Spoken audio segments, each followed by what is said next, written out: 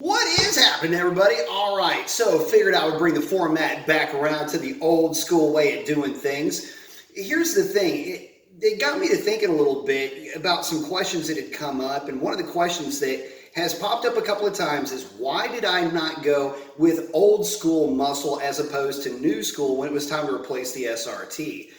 And the answer to that question is multiple, or has multiple layers, and let's just jump right into it. First of all, I couldn't find a decent old school muscle car to work with. Every car that I went out and took a look at, or that I had even entertained at the time, had just a host of problems, and especially in the price range that I was looking.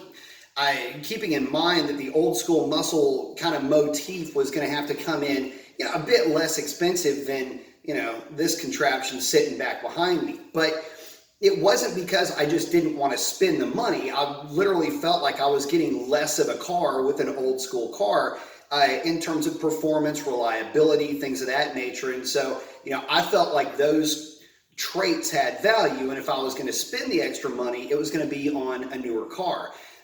Older cars that I was looking for would have been well maintained, well kept up with drivers, not necessarily full on restorations, but unwrecked, but mostly unmolested examples.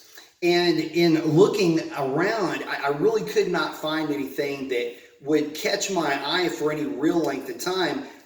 Mainly because once I started to look a little bit deeper, I would find that the cars were pretty well clapped out. And these are vehicles that were fantastic to look at from about 20 or even 10 feet away, but upon further inspection, you'd start to discover quite a bit of bodywork. In fact, there was one Galaxy that I looked at that I swear to you, the thing was held together with plastic body filler. And oh yeah, that's just the GMs and Fords I was looking at. I don't even want to talk about the Mopars. First of all, I get that we all have to pay the Mopar tax, but for crying out loud, for just a 64 Savoy or a 67 Belvedere that was in relatively decent, serviceable condition, folks were asking an arm and a leg for these cars, and honestly, I just couldn't see the covering that amount of expense for a car that just didn't really give the performance that I was looking for. And again, performance for me was an all-encompassing bubble of reliability, crash protectiveness, but all of that kind of comes into play, not just the fact that this car will go tens and that one wouldn't. It really, when I was looking at cars, the actual straight line performance was more or less irrelevant. I was more interested in the look and the sound and the feel of the car itself. And again, I simply could not find what I was looking for. Obviously,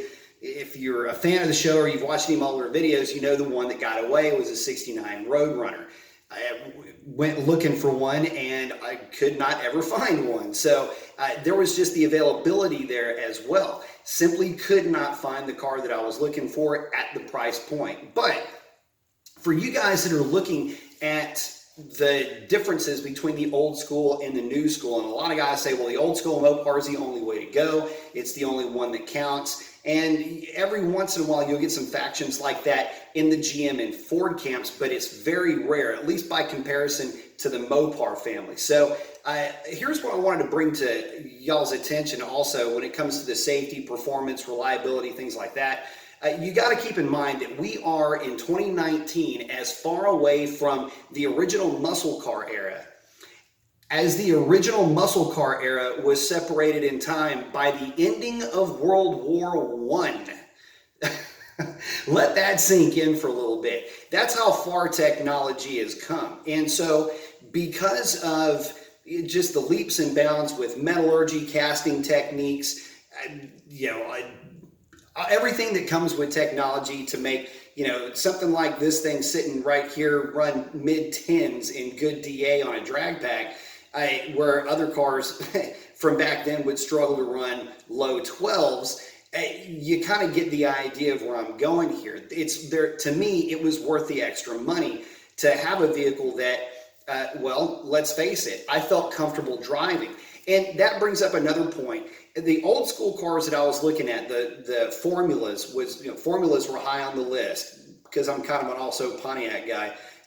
But obviously any of the B-body Mopars, I didn't even consider e-bodies, by the way. The cost on the e-bodies were so, and still are, ridiculous. It borderlines on a mental illness what people are asking for those cars. Even just the shell of some of those cars, the money that people are asking for them was just obnoxious, and it immediately turned me off straight away. But think of it like this, though.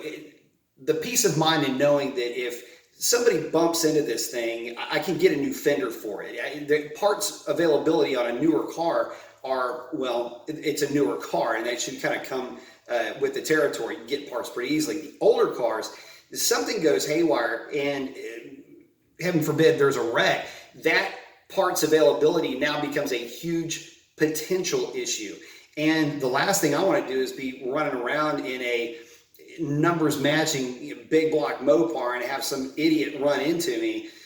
The cost on getting that thing fixed is going to be astronomical, not to mention now I've got a wrecked 50-year-old car.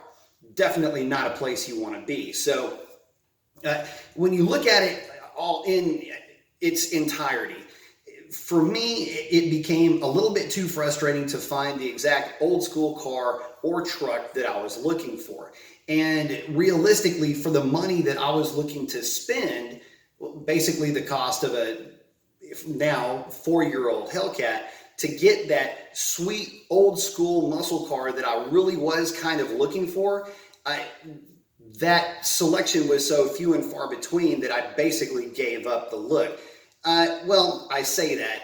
This thing actually popped up out of nowhere. And since this is the Hellcat that I absolutely would have ordered for myself back in 2015, could I have afforded it back then? Yeah, I jumped all over this girl like you wouldn't believe. And so far, she's run a best of a 1047. Best mile an hour is almost 131 at 130.54. And of course, that's in great DAs, but cars from the original muscle car era just would never get there without significant upgrades. And got to remind you guys that unless you're doing a resto mod, they didn't have overdrives. So long trips are pretty much out of the question if you wanted to build a hot rod. This girl, loved taking her up to the hill country and just generally playing around with it. Taking long trips is a joy in this car. Knocks down 23, 25 miles per gallon on the highway, depending on the speed that I'm going. Again, these are all qualities that the old school muscle cars don't have. And taking all of that into account, that's the reason why I went new school versus old school. Now, with all of that being said, I still want to build something. It is driving me nuts not being able to crawl underneath the hood of this thing and just start, throwing heavy pieces of metal out from underneath the hood and throwing something together the way that, most car guys would like to do. Most car guys, it kills them that the newer Mopars, you just don't have the ability to be able to get in that car in terms of engine modifications to make it your own. And of course, Hellcat, yeah, I get it. Okay, pulleys and a tune and all that, but I really don't want to do that with this car. I'd rather do that with something old school. So before I ramble that absolutely into the ground, I am still looking for a project. I am looking for a early to mid 80s Dodge D100 or D150 short bed. It is mind-numbing that I can't seem to find one here in the state of Texas where I live. You would think that these things would literally be growing out of trees, but they're not. And, of course, again, finding a decent example of one that somebody's not asking an arm and a leg for is a bit of a challenge. But hope springs eternal, and I think I'll eventually find the truck that I'm looking for. Has to be a V8, has to be an automatic, because this thing's just going to get built to do long, smoky burnouts and put big old dumb looking grins on my face. So that's what we're shooting for. But as far as, any other types of projects, just don't really interest me anymore. Not from the old school muscle car handbook. For myself and my wife, we want something that's just fun, something we can take on longer road trips, load it up with whatever stuff we find along the way up in the hill country and just light the tires up, on the way back home. And for me and for my wife, that, hot rod pickup truck is really what we're looking for. So, I've completely lost interest in looking for or looking to build an old school muscle car, just based on everything that I had said and the fact that looking for something a little bit more utilitarian. Or if I get a big block in a Wagoneer. Anyway, that's a wrap on this one. Figured I'd bring it back old school, so post up your comments, let me know what you think. That's a wrap on this one. Adios.